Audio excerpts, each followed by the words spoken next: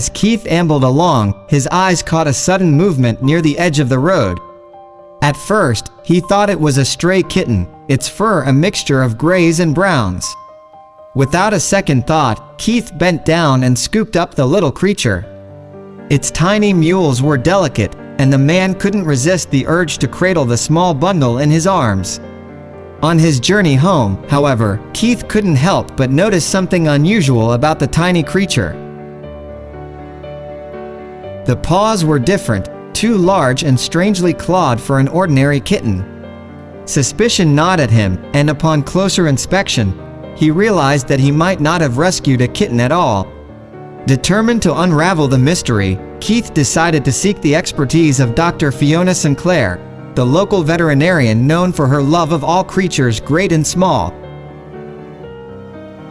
The vet studied the peculiar paws and examined the furry little being. After a moment of silence that seemed to stretch into eternity, Dr. Sinclair looked up with a glint of surprise in her eyes. "It's not a kitten, Keith. It's a baby otter," she declared. Keith's eyes widened in amazement and disbelief. An otter? How had it ended up so far from the water? Dr. Sinclair explained that otters occasionally wandered away from their habitats, especially when they were young and inexperienced. Realization dawned on Keith as he remembered the nature reserve nearby, teeming with predators that could pose a threat to the tiny otter. He couldn't bear the thought of leaving the defenseless creature to fend for itself. Now faced with an unexpected responsibility, Keith grappled with the decision of what to do next. Dr. Sinclair recommended a special otter cattery that could provide the necessary care and help the young otter adapt to life in the reserve.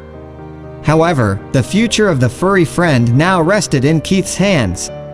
As the days passed, Keith visited the otter regularly, marveling at its playful antics and growing affection for him. The cattery staff assured him that they would do their best to ensure the otter's successful rehabilitation into the wild.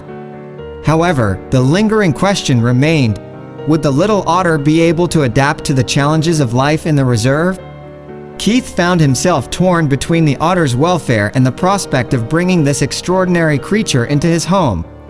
The suspense lingered until the very end, as the otter's fate hung in the balance, caught between the wild and the warmth of Keith's home.